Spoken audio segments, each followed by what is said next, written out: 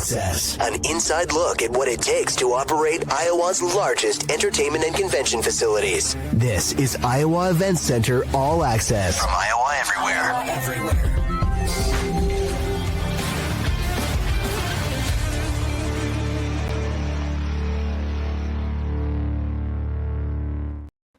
What's up, everyone? Welcome to another episode of All Access here on the Iowa Everywhere Podcast Network. We're presented by our friends at the Iowa Event Center. Wells Fargo Arena is going to be the spot Saturday, May 3rd, Adam, as UFC Fight Night makes its debut in Des Moines, Iowa. You excited? Man, it's coming fast. You know, we just got some new banners put on the building at the north and south entrance that highlight the fight. And it's funny, we've been talking about this event for a long time. Hasn't been on sale really that long, but tickets are going great, and we can't wait to welcome everybody here next week. Yeah, it's one of those things. You made the announcement and tickets fly like that. There's been so much excitement. The UFC has obviously grown so much in the last 20, 25 years. And we found, I think, maybe the biggest UFC fight fan in Des Moines for sure, maybe Iowa altogether. It's our very own Scott Siepker, the co-host of Overthinking here on the Iowa Everywhere Podcast Network. And Scott, thank you for hopping in with us. And we really just wanted to kind of preview some of these big fights for people that are going to be coming down to the arena. And, if people couldn't get their hands on tickets, if they're going to be watching on ESPN2 or ESPN Plus, kind of some things to look for. So, Scott, how did you become a UFC fan in the first place? I know you're a big fight fan in general, but I don't know why. I grew up really enjoying boxing. Evander Holyfield, Lennox Lewis, sort of the tail end of Mike Tyson, Mike Tyson post jail rape conviction, Mike Tyson, right? Like that's where my formidable memories are. Excuse me.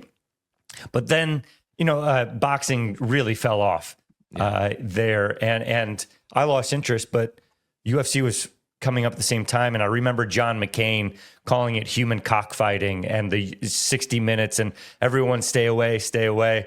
I couldn't. And especially in Iowa, where we have such an incredible wrestling background and interest. I'm not a wrestler. I don't even know that much about wrestling, but it's sort of baked into the soil here.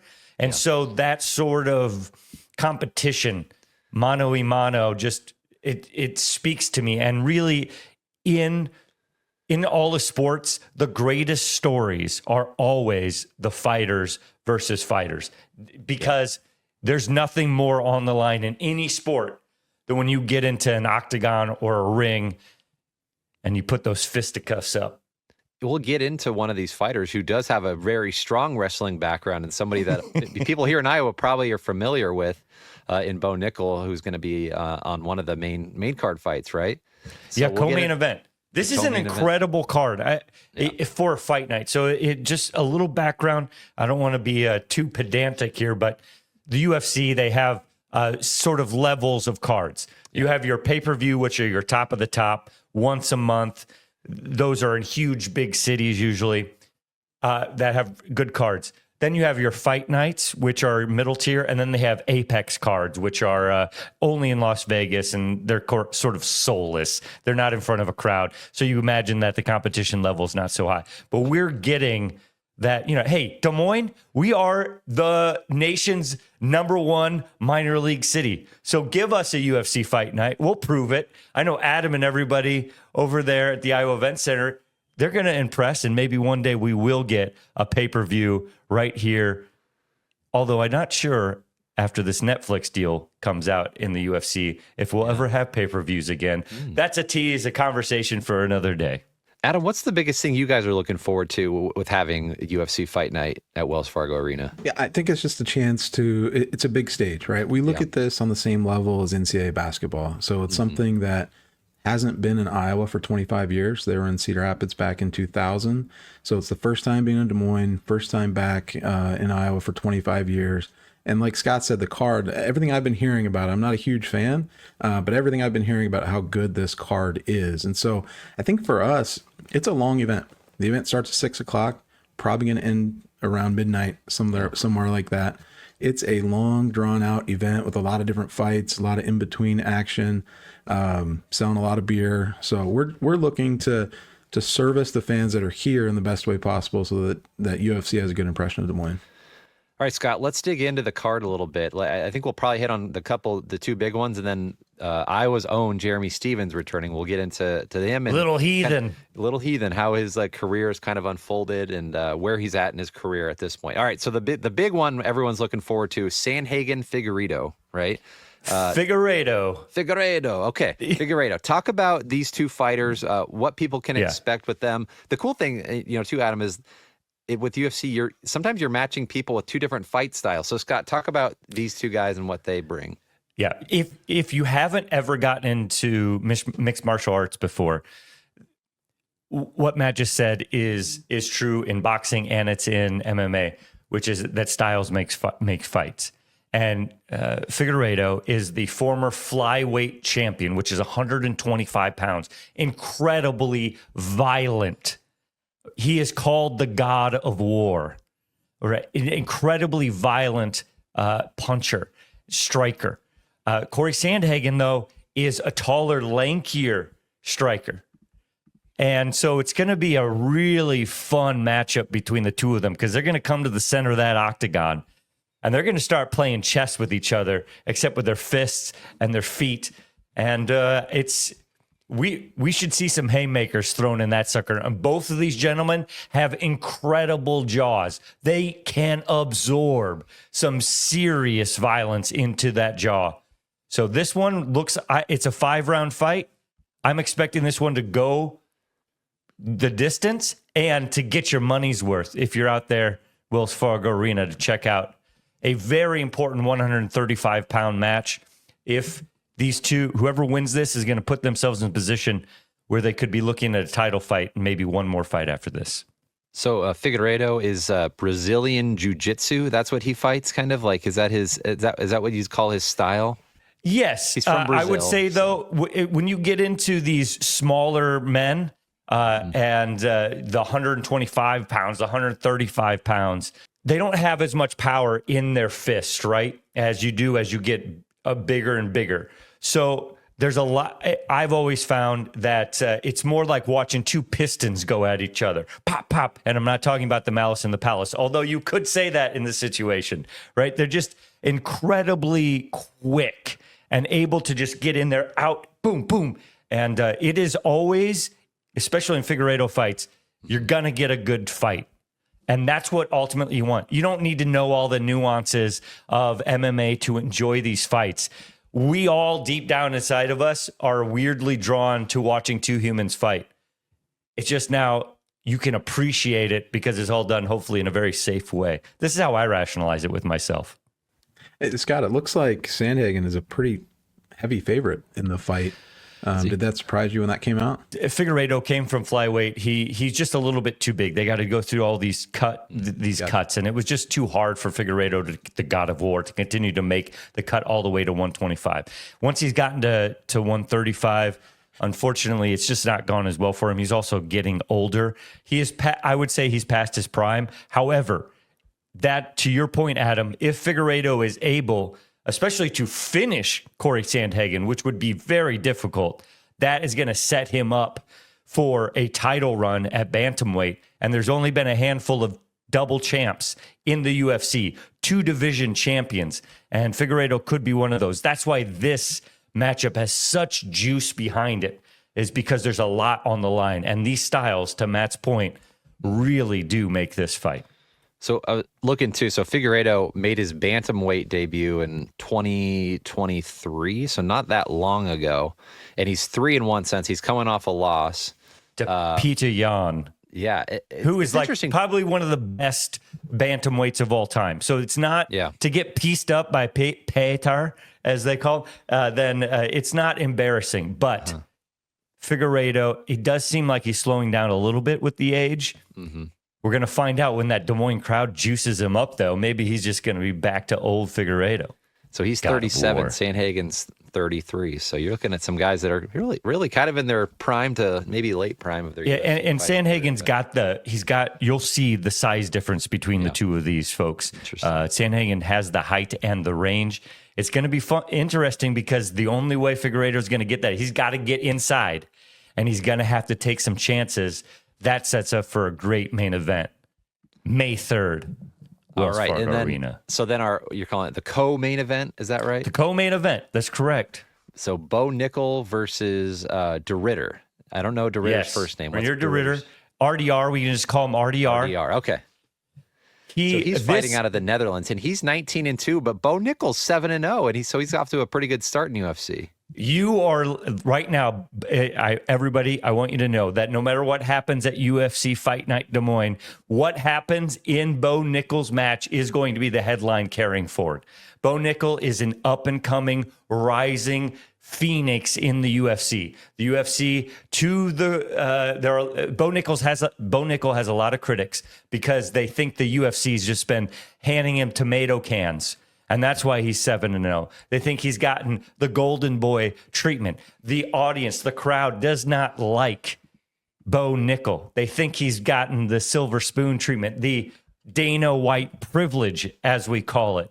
And so this is a huge matchup because Bo Nickal is now fighting for the first time in his UFC career, a ranked fighter who's a 2-division champion in another organization, who is an incredible grappler. There's nobody in the UFC who's a better wrestler than Bo Nickal. We know his time at Penn State. If you don't, he just kicks some serious butt all the time. But RDR is that first matchup where we're thinking, oh no, this might put the end to the Bo Nickal train. And so this has got all the juice. And Bo Nickal's always gotten on pay-per-view.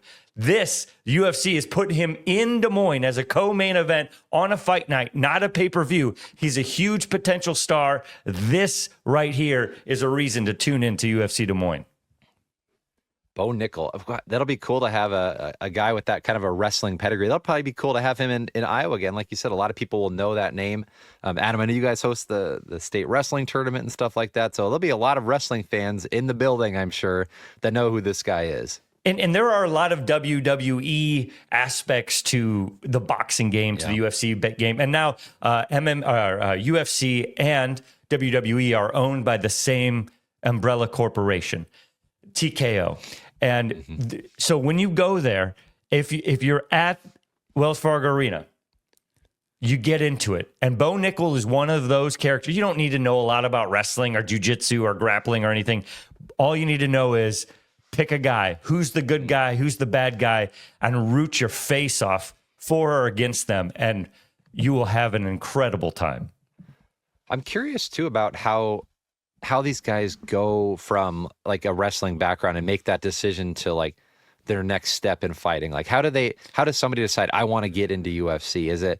Do they have a certain like quickness on the mat or something that's like this guy would make for a great UFC fighter? Like how do you Scott, how have you seen like guys transition from, this collegiate style wrestling and transition into a UFC fight?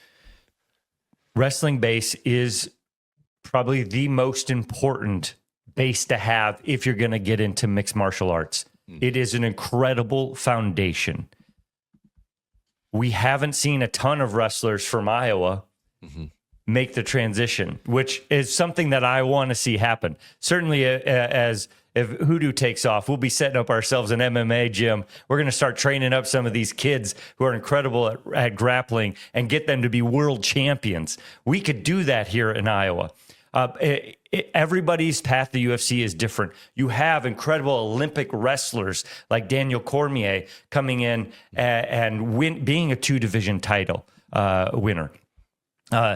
But we have seen American wrestling fall off a little bit as the Dagestanis. If you've heard of Nurmagomedov, who fought Conor McGregor, that you have now other champions who are from Dagestan, that area of Russia, that they have this very different type of wrestling. Bo Nickal says, American wrestling, if we decided we could, if we wanted to send all of our best wrestlers in the UFC, we would destroy the Dagestanis. Well, we'll find out because Makhachev is the champion there. I'm getting too into the weeds here, but ultimately how people get there is wrestling should be the step. We just got to get more people to do it, in my opinion, especially Iowans. Let's go. So you talk about that though, with Iowans needing to get more into it, and we could build champions here. Didn't Iowa have? Don't they have a long history in UFC? Like, wasn't there a good gym here, eastern part of the state, maybe? Yes, that really kickstart UFC. Good job. Yes, Adam, you're right on it. Yeah, in early UFC, we had world champions right here in Iowa. That was in the early days when, if you were really good at one thing in UFC or mixed martial arts, you could really dominate people. That's no longer the case. The athletes have gotten so good. The techniques have gotten so good and international and broken down to, I mean, we've seen it across sports in baseball, basketball, football. Everything is sort of taken in an advance. And we've seen that in UFC. You cannot be good at just one thing anymore. You have to be a true mixed martial artist. That's what's really exciting as this sport continues to grow and really start to take off. And if the UFC does get that Netflix deal, UFC Fight Night in Des Moines, whenever the next one is, will be even bigger down the road. So there's some other fights on the card for UFC Fight Night in Des Moines. One that we wanted to highlight, though, that people will know the name, is the return of Little Heathen Jeremy Stephens, Des Moines' own, is going to be making his return. So he made his UFC debut in 2007, I believe. So, gosh, you're talking almost 20. I think this is a guy that was, an early adapter with UFC, a guy that got his start in the UFC. So, Scott, talk about how cool that's going to be to have him back in Des Moines. Jeremy Stephens has had a tough life. He bounced around here in Des Moines from a broken family, ended up settling in Norwalk and getting into fighting. He's had an up and down life, career and personal wise. When he left UFC, pretty much everyone just left him on a trash heap for dead. Little Heathens, he doesn't have it anymore. He leaves. He goes over to BKFC, which is bare knuckle fighting, and he goes 3-0. He breaks the jaw of Eddie Alvarez in his last bout just a few months ago, and Conor McGregor gets into the ring and goes head-to-head, forehead to forehead with Jeremy Stephens, and they challenge each other to a bare-knuckle fight. Now, we are not going to get that right now, but hopefully down the road, our Des Moines buddy will be fighting Conor McGregor in bare-knuckle. But right now is the moment. This is Jeremy Stephens' last opportunity to make his dreams come true in the UFC. He wants to be a world title holder. He wants that belt on his shoulder, around his waist. He desperately wants that. He still has to win a couple fights to get there. But coming back to the UFC, his star now is as big as it's been since that Conor McGregor moment. We are looking for a desperate man to show up in Jeremy Stephens. And if you want to talk about violence, Jeremy Stephens will be bringing all of the heavy violence in his fists to UFC Fight Night Des Moines on May 3rd. That crowd, we should pop for this man. We should make this the roof go off of Wells Fargo Arena.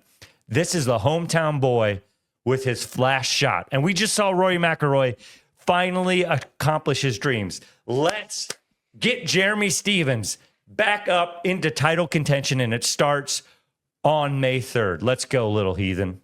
So, Adam, this is so cool for you guys to have this kind of hometown return too as well. I bet you're going to see a lot of friends and family down at the arena too.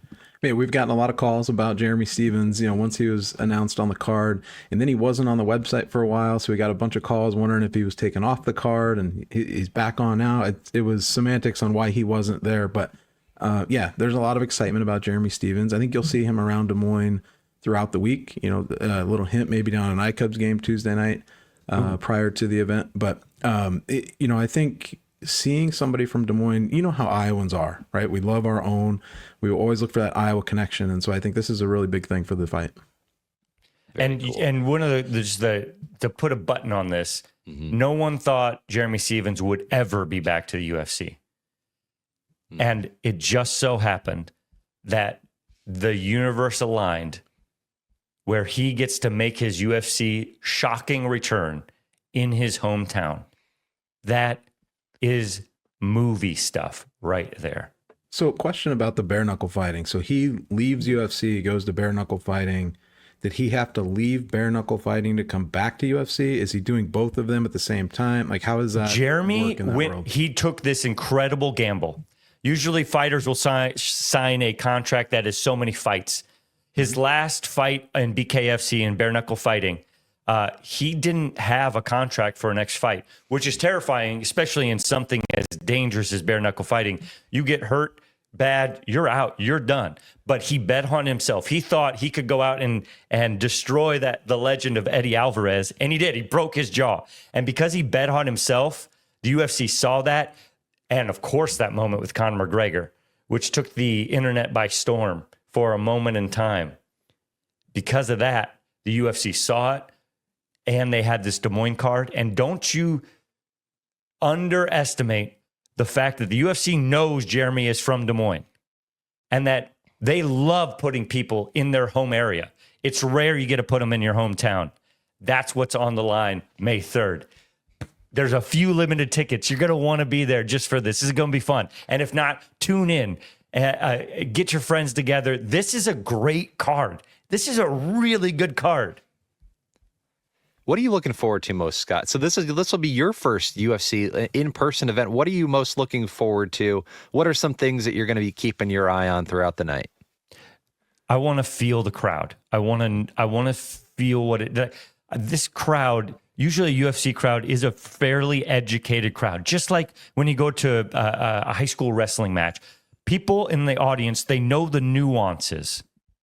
However, the nuances aren't what sell viewership. It's not what sell tickets. It's entertainment.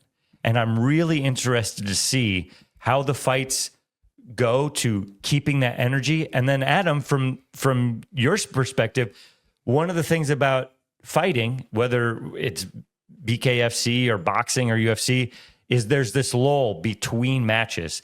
From an entertainment point of view, from a producer's point of view, I'm really interested to see what they do while the station is on a commercial break, while the stream is on a commercial break. How do they entertain us between the bouts? Because I'm one of the 5 people who will want to be there at 6 o'clock because the undercard, those first fights are going to be really good.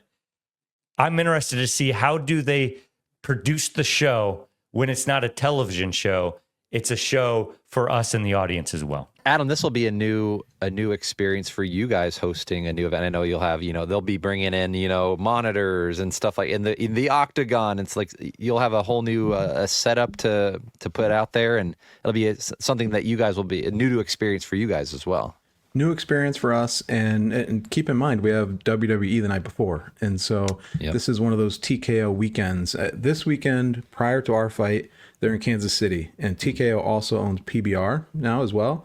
So they got professional bull riding Thursday night, they've got UFC Saturday night, and then they've got Monday Night Raw leading into our week, and then they come over here Friday night. They're here for WWE, and then Saturday to UFC. So it'll be a quick changeover for us. In terms of setting up the ring, getting the ring taken down and putting up the octagon, getting all of that put together. But we're excited for it, and their crew is, a couple of them are already in town, security wise, looking over the building, and they're going to be at Shinedown tonight just so that they can look and see what the ingress is like for people coming in.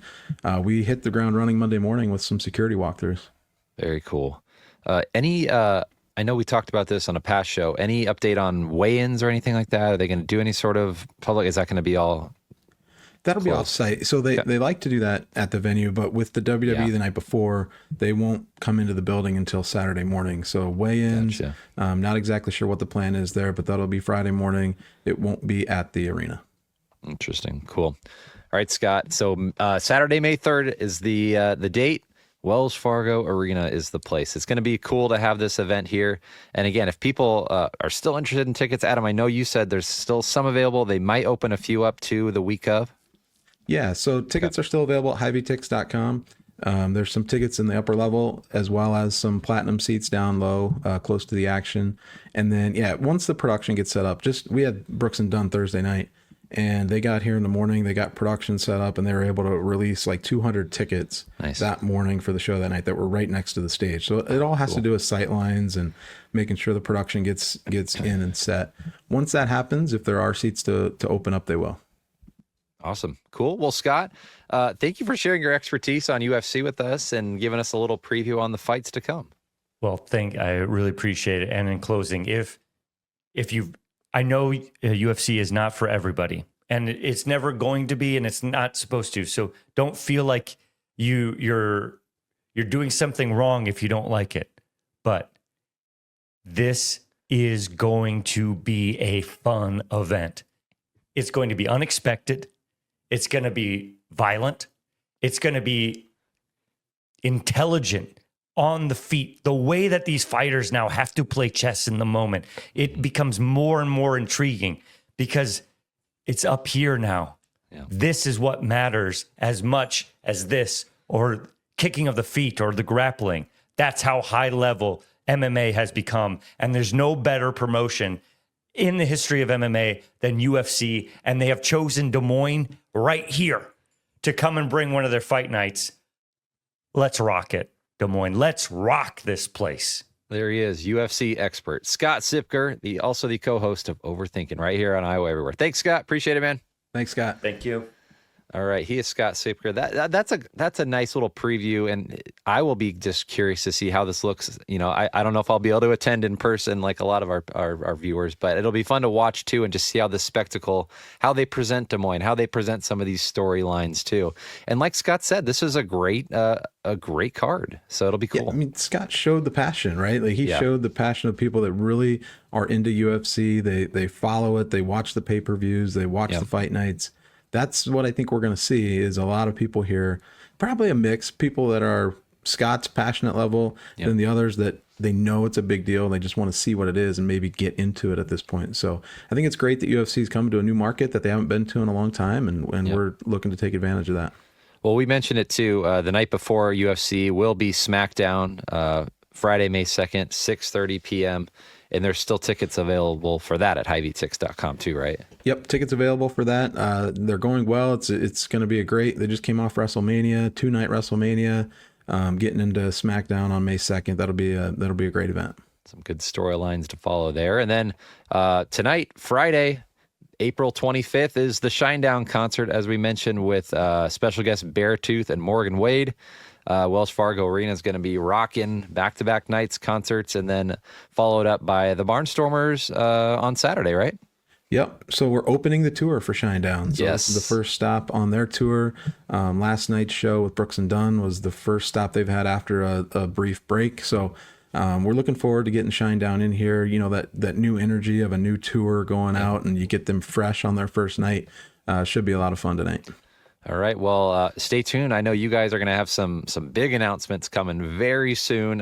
So stay tuned to your social media, Wells Fargo Arena, the Iowa Event Center, Facebook, Instagram, and check out the new website too, iowaeventcenter.com. Adam, anything else you got? Anything for people to keep an eye on? A couple announcements, one later this morning, and then one looking at tomorrow or next week sometime.